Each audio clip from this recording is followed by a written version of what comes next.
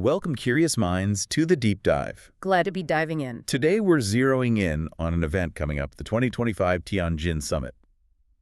Might sound like standard diplomacy. Prime Minister Modi's first visit to China in 7 years. Yeah. But hold on, because this isn't just handshakes. Our sources, they're calling this a tectonic reconfiguration in global geopolitics. Serious stuff. It really is. That phrase captures the wheat of it. So our mission here is to unpack India's, let's call it, strategic reassertion within the Shanghai Cooperation Organization, the SCO. And maybe more pointedly, why this move by India could actually highlight a profound strategic blunder by the United States. Yeah, that's the critical angle. We're drawing heavily on a recent report. It's called India's SCO Shift, a U.S. geopolitical blunder. Really lays out this complex chessboard. It provides a very specific lens to view these events. And this visit itself. I mean, 7 years is a long time in diplomacy. It feels like a statement. Oh, absolutely. So for you listening, the question becomes, what does this actually mean for India, China, maybe for the whole global setup? It's definitely a pivotal moment. And that report, it argues this isn't just India showing up. It calls it a structural shift. Okay, structural shift. What does that mean in practice? Not just turning up to meetings. Exactly. It means India isn't just a passive participant anymore. It's actively, forcefully trying to shape the Eurasian balance of power, but on its own terms, not just fitting into someone else's plan. Right, shaping it on its terms. That's key. So how's India doing that? What's the playbook inside the SCO? Well, the report points to this framework. They call it the Doctrine of Three Pillars. Okay. First is security. Correct. Pretty straightforward. India highlighting its commitment to fighting terrorism, which is, a big shared concern in that region. Makes sense. Pillar 2. Connectivity. But here's the nuance. India's pushing for infrastructure projects that respect sovereignty, respect local interests. Ah. So subtly pushing back against, say, China's Belt and Road, maybe. Without naming names. That seems to be the implication, resisting unilateral dominance. And the third pillar is opportunity. Opportunity. Yeah, leveraging India's deep historical and civilizational linkages across Eurasia, using that history to build new cooperation in trade, tech, culture. That phrase, sovereignty-respecting infrastructure, really jumps out. But let's be real, China's influence in the SCO, especially with BRI, is huge. Can India really push back effectively? Is that realistic? That's the million-dollar question, isn't it? The report suggests it's not about direct confrontation, it's more calibrated engagement. Calibrated engagement sounds like walking a tightrope. Pretty much. They also call it India's multi-alignment strategy. Align where interests match up, resist where they don't. It's a careful dance. So not submitting, but not withdrawing either. Staying in the game to influence it from within. Precisely. Advocating its principles, trying to modify things, offer alternatives, making sure its voice and its model are heard. And Modi actually going to Tianjin, despite the border issues with China, that itself speaks volumes. It's a powerful signal. India won't be isolated. Can't be ignored even with ongoing tensions. This multi-alignment approach, it feels like a potential model for other countries, doesn't it? How to navigate between these huge power blocks without getting crushed or losing autonomy. Absolutely. It shows you don't necessarily have to pick a side exclusively. You can engage selectively across different platforms. Okay, so India's playing a regional game, but the ripples go global. The analysis calls this a seismic shift for the world order. Why seismic? Well, because what we're seeing is multipolarity accelerating. India boosting its role in a non-Western grouping like the SCO directly chips away at that old U.S.-centric unipolar model. Influence is redistributing. It's not just about balancing power, is it? The report mentions India projecting itself as a civilizational state. What's that about? That adds another layer. It's not just geopolitics. India's drawing on its deep history, its culture, its philosophical traditions, positioning itself as a leader capable of shaping Asian institutions based on shared Asian values, not just Western ones. It gives its diplomacy a different kind of weight. Interesting. And it's not just political or cultural. The economic side seems huge, too. You mentioned India engaging in SCO, talks about alternative financial instruments. Yes, and specifically things like yuan-based energy trade. Okay, paying for oil in yuan instead of dollars. What are the real-world implications of that? for the U.S. dollar's dominance? Well, it's a direct challenge, even if it starts small. Think about it. India is a massive energy importer.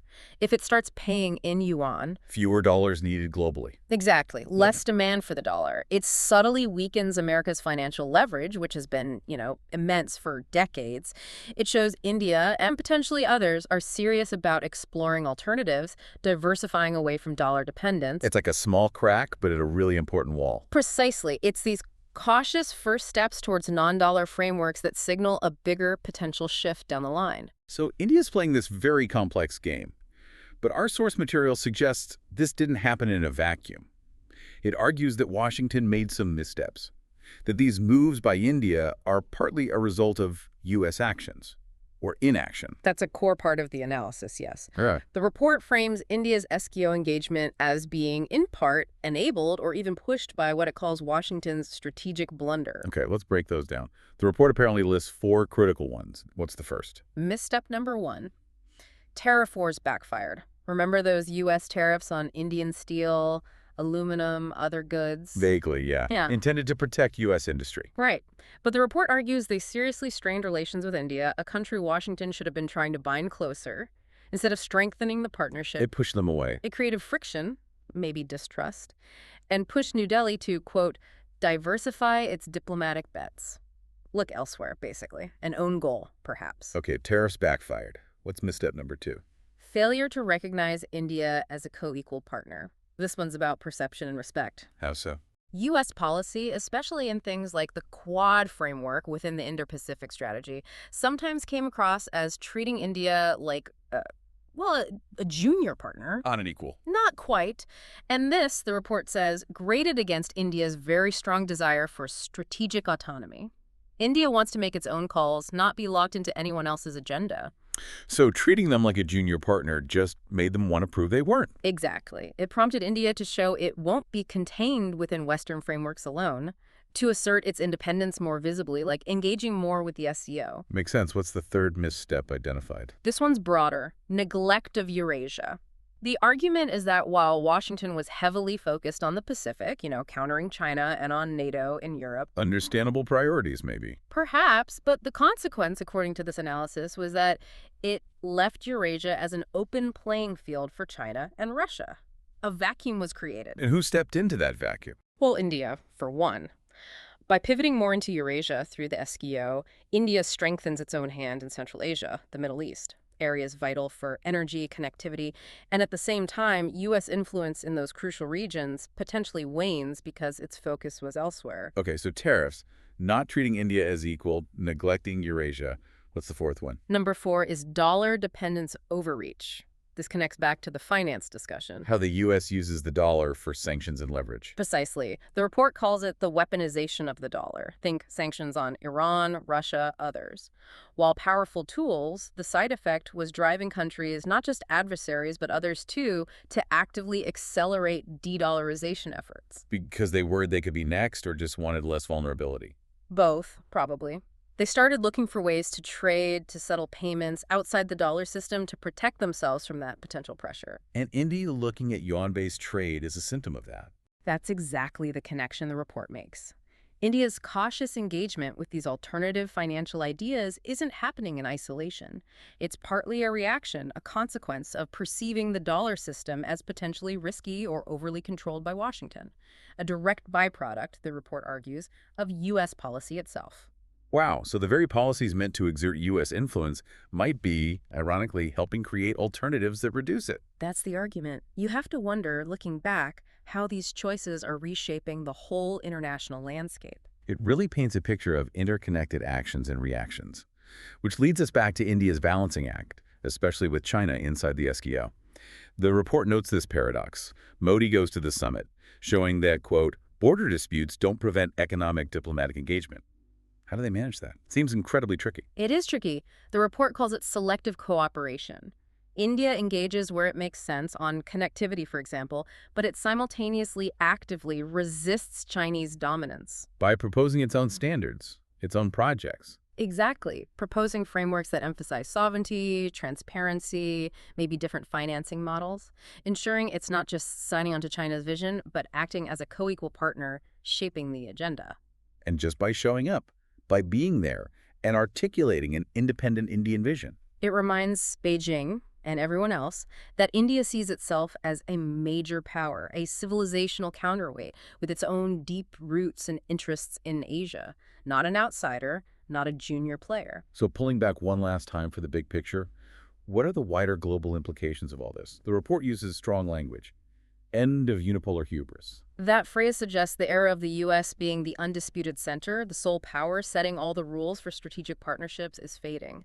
The fact that the U.S. couldn't keep India solely aligned with its camp is presented as proof the collapse of Washington's monopoly over strategic partnerships. And instead, we're seeing The rise of Asian institutionalism. Groups like the SCO are becoming more important, tackling real issues like energy security, financial settlements, counterterrorism, creating, as the report says, Asia as a rule-shaping hub independent of the West. So Asia setting more of its own rules through its own organizations. Yes. Regional powers building their own frameworks, not just operating within Western ones. That fundamentally shifts how global governance works. And India, as you've laid out, seems absolutely central to this shift, sitting at Western tables like the Quad and G20. And Eastern tables like the SCO and BRICS. The report calls India the linchpin of multipolarity, the indispensable swing power. That's the core idea. India's ability to bridge these different worlds, to engage with competing blocs without being fully captured by any single one, makes it uniquely influential in this emerging multipolar order. Its actions don't just serve India, they actively shape this new global structure. Okay, let's try to wrap this up. It's clear India's SCO move isn't just another summit, it's part of that tectonic reconfiguration we talked about at the start. Absolutely. India is solidifying its place as, yes, that indispensable swing power of the 21st century. And the analysis we've been discussing points a finger, doesn't it? Yeah. It identifies the real loser in this specific dynamic. It does. The report explicitly names the United States. Why? Because, as it argues, Washington mishandled trade, clung to hegemonic instincts treating partners like juniors, and crucially, neglected the strategic importance of Eurasia. Committing a strategic blunder, essentially. That's the term used. These actions, or inactions, didn't just allow India to pivot. They arguably forced India's hand, accelerating the shift towards the very multipolarity the U.S. often seemed uncomfortable with, undermining its own long-term position, perhaps unintentionally. It really drives home how policy choices can have unforeseen, far-reaching consequences. The report basically concludes India didn't just shift geopolitics on its own. The U.S. helped make that shift inevitable through its own strategic calculus. So, a final thought for you, our listeners, to chew on. Given this deep realignment, what does it mean for the future of alliances? How will other countries react as this multipolar world takes clearer shape? And importantly, how will these evolving economic tools like non-dollar trade continue to reshape power dynamics? What defines the next era of international relations? Definitely something to watch closely in the months and years ahead. That's all for this deep dive.